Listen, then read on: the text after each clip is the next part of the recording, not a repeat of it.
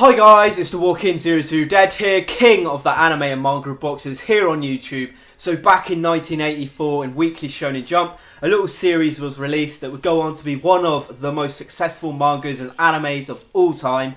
That's right, it is Dragon Ball's 30th anniversary. So I'm going to be nostalgiaing out, fanboying out and giving Dragon Ball some love on its 30th anniversary. I'm going to be talking about how I got into Dragon Ball, my favourite fights, my favourite sagas, favourite characters and my all-time favourite moment in Dragon Ball.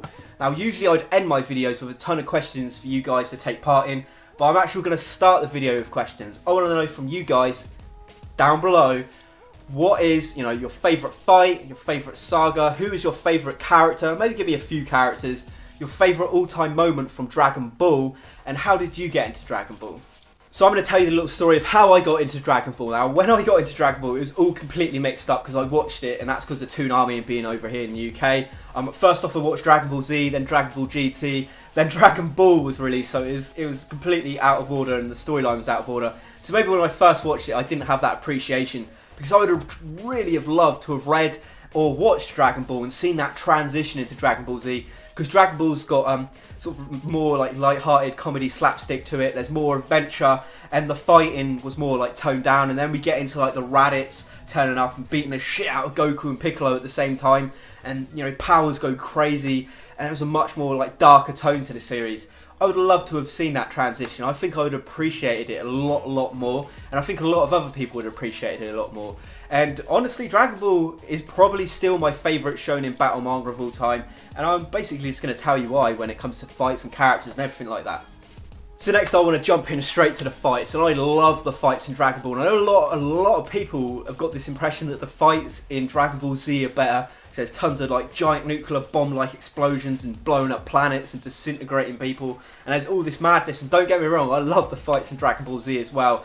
But what made the fights special for me in Dragon Ball is they were really well choreographed, like martial arts wise. There was a lot of like hand-to-hand fighting, and there was actual strategy in them, and special powers actually meant something. They were dangerous, man.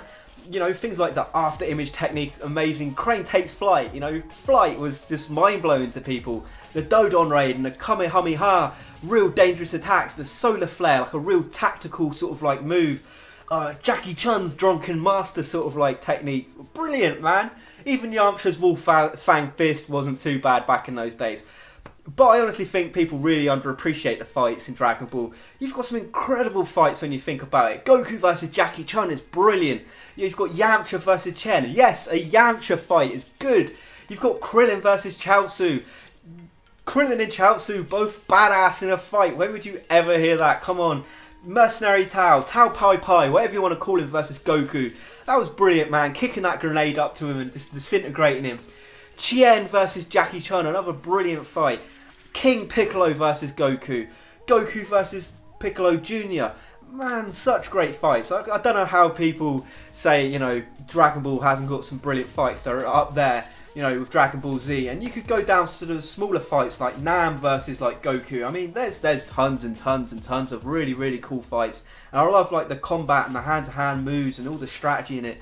Like going really quickly and like blurring to where you can't actually see him was like a real big thing back then, and I love that. And that's why I'd love to have seen that transition in powers when they got to like Raditz, and Raditz whooped their asses, because Goku and Piccolo are the two baddest people on Earth, and he made mincemeat of them, let's be honest with you. But my favourite fight, and I'm going to have to pick two, because it's real difficult, because I love both these fights.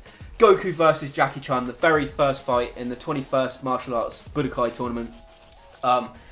Teacher versus master. Jackie Chun has to beat Goku so that Goku doesn't, surpass him straight away and get like egotistical and go down the wrong path. And when he uses that like drunken technique, sort of reminds me of Jackie Chan, obviously being inspired by, Jackie Chan, which is really awesome.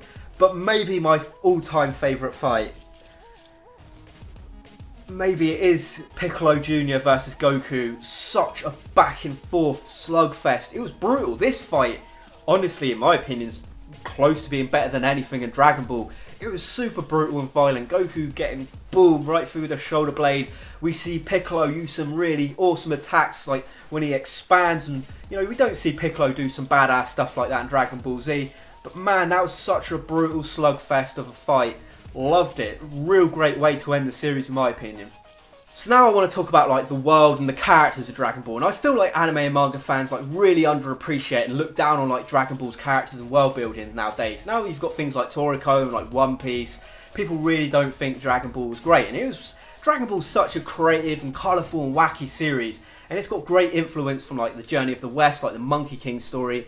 You've got things like talking animals and dinosaurs and like post-apocalyptic like wastelands out there. You know, you've got the Guardian of the Earth and that whole concept. You know, Baba and the whole going back and forth between, you know, otherworld, like life and death sort of stuff. I loved it, and I really enjoy like Akira Toriyama's like artwork as well. And I've always really enjoyed like the Red Ribbon Army like robots, because I'm a huge fan of like sci-fi and any sort of like robot android sort of looking stuff. I just love the sort of like designs he used, as well as like on buildings. I loved his building designs. They look so cool and so like unique and alien sort of like. And you know, his character designs were always really interesting to me. Like, you know, the Nameks and, you know, the talking animals like Korin. And you got weird racist characters like Mr. Popo and, you know, like Shenlong, and such cool like characters and sort of like designs. So Dragon Ball really has got a ton of like wacky characters when you think about it. Even if you leave out sort of like the main cast, I mean, think about characters like Ox King and Oolong, a transforming talking pig. You've got Fortune Teller Baba, like really sort of like mysterious, weird, cranky witch lady. Korin, you know, living on this giant tower. Mr. Popo and Kami, you know, being the whole Guardians of Earth. Yajirobe, even Yajirobe, this like Ronin samurai, who's a total badass back in those days. You've got like characters like Eita, who look just like Frankenstein, Ninja Murasaki, such a weird little character, and even like Shenlong, the Dragon Man, the Eternal Dragon of Earth. A real, I like the design of Shenlong, real influenced by like Chinese dragons, which I absolutely love. And that's before you get on characters like Goku, man. I mean, transforming into like a giant ape, and he's like this wild man that's been living in the wild and knows nothing of like civilization. You know, Bulma, your typical like teenage girl, like spoilt little brat that wants, you know, everything her sort of like own way. And cool characters like Master Roshi, a total pervert, one of the greatest like anime teacher sensei masters.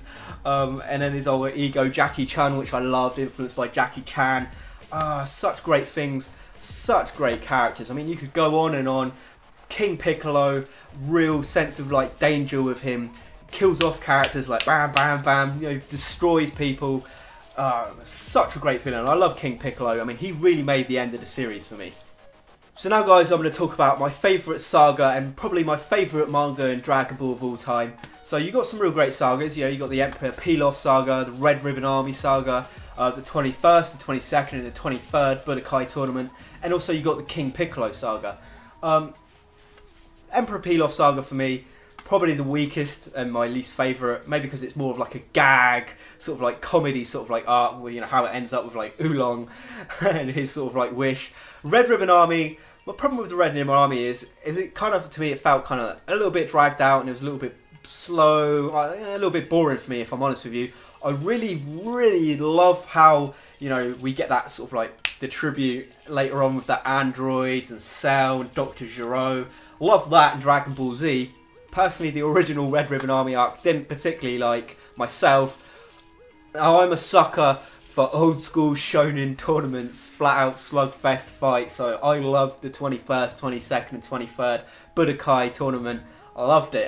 You know, I love my tournaments, man. Just, you know, when you get to see some of your favourite characters like fight it out and see who's the best. And then, as I said before, King Piccolo, real menacing, dangerous sort of like villain. So I love the Piccolo and the Piccolo Jr. sort of like parts of Dragon Ball.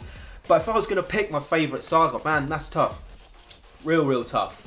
I feel like the King Piccolo saga is definitely the best saga in the series, but my favourite probably is the 22nd World Martial Arts Tournament, where, you know, we get Goku versus Tien Shinhan, which is actually my favourite moment in Dragon Ball. No, actually, the whole tournament is my favourite moment in Dragon Ball. I'm gonna cheat. It's my favourite saga and my favourite arc. You know, we get so many cool fights. Tien Vs Yamcha, Tien versus Jackie Chan, Krillen versus Chaozu, and then we get that real awesome fight between Tien and Goku. A brilliant, like, strategic like martial arts fight. I loved it. It was like real back and forth, and you truly didn't know who was going to win. Was Goku going to get like his first win in the World Martial Arts Tournament? Was he going to lose?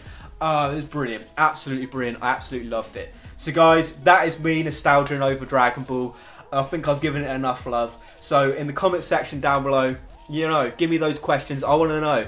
I want to know all your favourite parts of the original Dragon Ball series. If you liked it, give it the old thumbs up. Please subscribe for anime, manga, video games, The Walking Dead, tons of geeky stuff that I do on my channel. Thanks for watching, guys. May the sun never set on the British anime empire.